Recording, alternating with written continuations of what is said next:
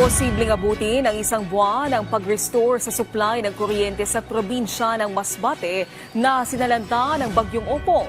Sa panayam sa Bagong Pilipinas ngayon, sinabi ni Office of Civil Defense Bicol Region Director Claudio Yucot na sisikapin nilang pabilisin pa ang power restoration.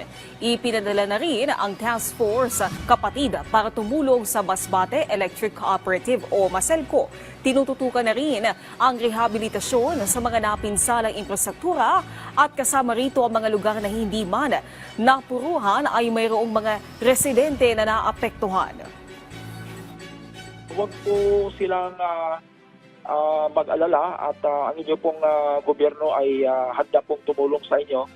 Makipag-ugnayan lamang po sa kanilang mga LGUs para malaman po natin na makarating po sa amin ang anumang pangangailangan ng ating mga kababayan sa kasalukuyan.